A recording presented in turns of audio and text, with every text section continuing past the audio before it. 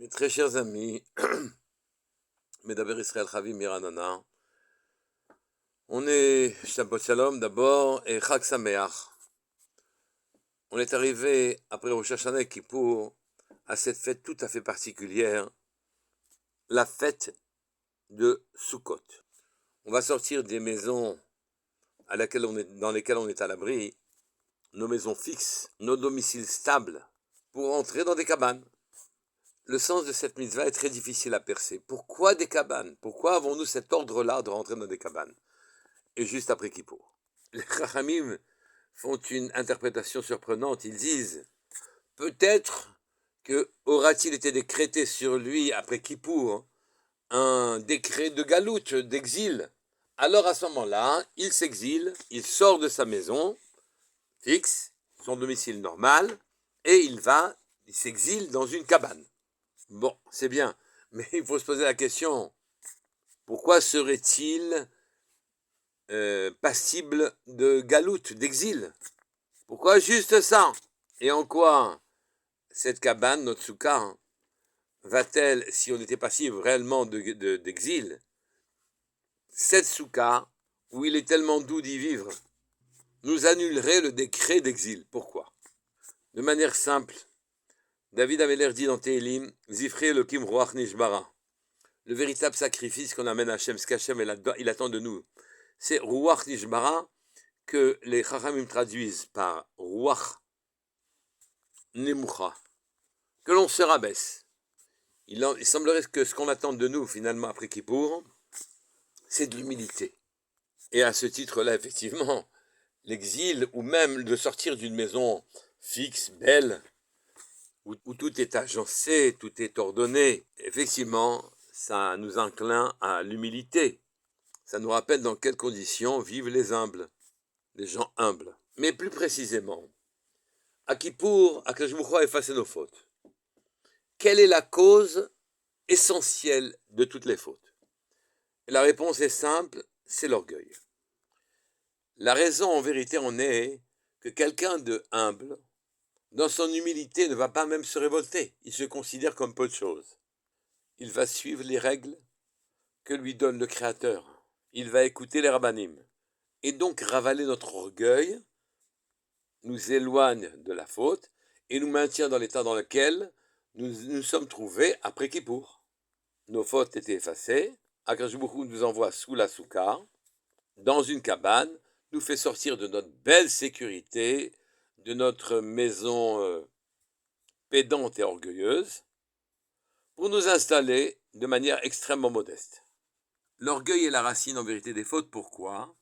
Parce qu'une personne qui met en avant sa personnalité, qui juge que la vie, il mérite une vie bien meilleure que celle qu'il a des talents, des qualités, qu'il n'a des défauts mais pas beaucoup. Bref, il attend de la vie et des autres qu'on reconnaisse qu'il est quelqu'un de bien et de grand. On aura tendance à faire ce qu'il faut pour pouvoir trouver un statut et une position de kavod pour lui, quitte à écorner le contrat que l'on a avec Akadosh Baruch Hu. Donc vous devez comprendre que la galoute est quasiment normale après Kippour, parce que c'est le seul, un des vrais moyens de rabaisser notre orgueil, de rabaisser notre fierté, de nous ramener à notre condition d'humain.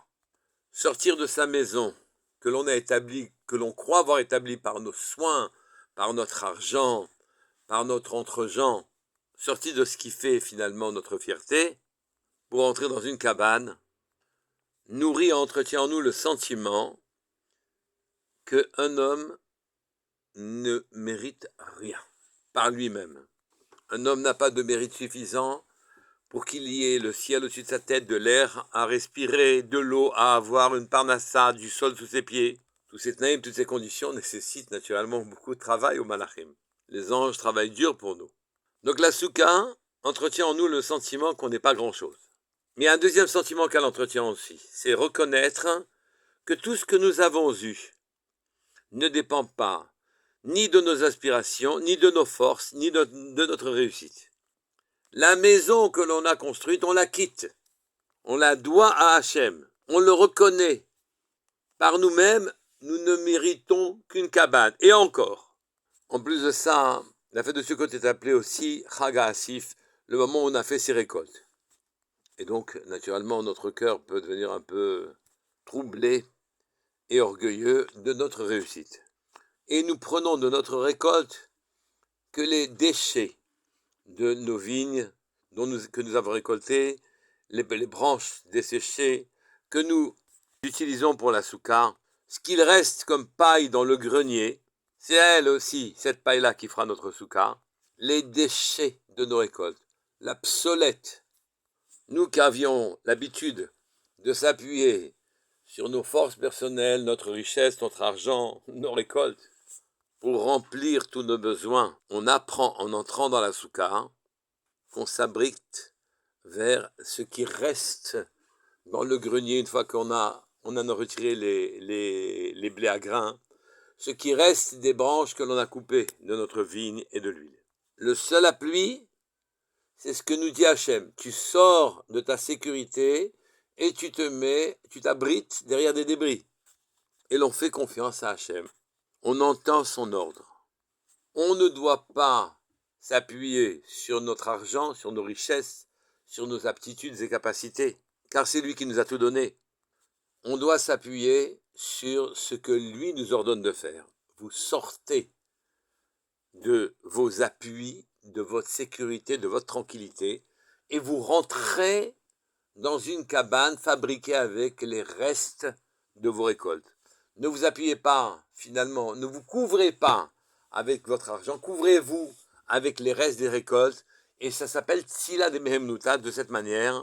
À l'ombre de la Emouna, de la confiance que l'on met à Hachem, Hachem me dit, sors, ne t'appuie pas sur tes capacités et ton argent, prends conscience que l'appui, c'est moi qui te le donne, et je t'ordonne, pour te déshabituer du travers très répandu, que tu t'appuies sur tes comptes en banque, tes récoltes, tes richesses, tes capacités, je t'ordonne de sortir de ta maison et de rentrer dans une cabane, couverte de feuillage, de vivre à l'ombre de la confiance d'Hachem et pas à l'ombre de son argent, de vivre à l'ombre de la confiance que l'on fait à Hachem qui nous a dit, sors de là, tu verras ta vie sera comme il faut, elle sera bien, rentre après Kippour dans une soukha. Et le niveau spirituel que tu as pu acquérir à Kippour, se poursuivra après dans le reste de l'année. Vivre, se couvrir de la confiance que l'on met à Hachem quand il nous donne ses ordres. Pas de confiance en nous. La question qui normalement nous agite maintenant, c'est pourquoi juste une cabane, qui c'est vrai sur le plan physique, nous appelle à l'humilité, mais manquait-il à Hachem d'autres moyens de nous rappeler à l'humilité, à la modestie, en nous laissant dans notre maison? Qu'est-ce que signifie Tzila de Mehemnuta, à l'ombre de sa Emouna dans la soukha? En fait, on ne peut s'empêcher de remarquer que la soukha est à notre maison ce qu'un rayon de lumière en quelque sorte est à la lumière divine. La lumière divine n'est pas perceptible, mais en quelque sorte son rayonnement est perceptible, sa ha'ara. Nous vivons d'ailleurs dans ce rayonnement. L'essence de la présence divine n'est pas perceptible, mais nous ne pouvons nous empêcher de penser que les événements qui se suivent et qui vivent les uns derrière les autres et qui nous donnent les décors de notre vie, ce monde qui évolue, qui nous impacte, nous influence et fournit nos besoins, n'est que le rayonnement de la présence divine. La lumière divine se contracte et pour nous être perceptible, elle nous envoie des événements, péripéties lisibles pour notre pauvre intellect. Notre histoire personnelle, les péripéties de notre existence sont dues au rayonnement qui cette fois-ci est à notre portée perceptible car on comprend l'événement quand il nous arrive, et ce rayonnement, cet événement, n'est qu'une contraction de la lumière divine autrement imperceptible, ou imperceptible autrement. Aussi, Akadosh Baruch Hu nous donne une indication. Tu veux me percevoir, alors contracte ton existence de la même manière que je contracte ma lumière. Sois modeste dans tes implications, dans tes efforts, car finalement, ce qui se passe pour toi, les péripéties de ton existence sont déjà organisées par le rayonnement de la lumière divine.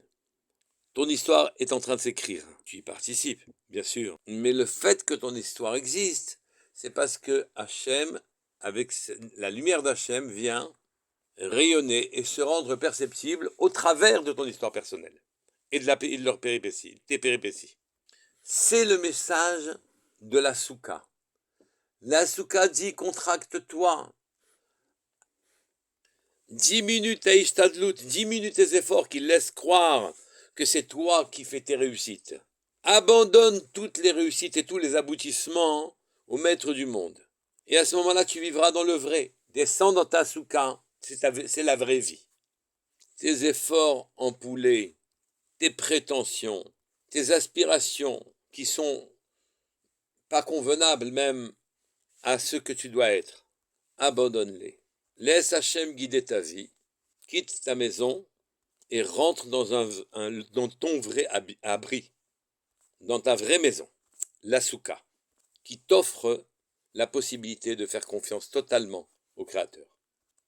Et même cette force de se restreindre, de se contraindre à suivre les voies divines, c'est en vérité la émouna, la confiance que tu mets en Hachem. Et cette confiance, sans même que tu en aies conscience, peut-être même parce que tu n'en as pas conscience, te permettra alors de donner une forme aux événements qui t'arrivent, à ton histoire personnelle, que tu découvriras progressivement en t'installant à l'ombre de ta émouna, sous ta soukha. Le pasuk dit les man yidou dorotechem ki besukot shafti et bnei Israël. Et les chachamim disent les man yidou, afin que tu acquières le véritable da'at, la compréhension, la véritable sagesse, alors assieds-toi dans ta soukha. Shabbat shalom.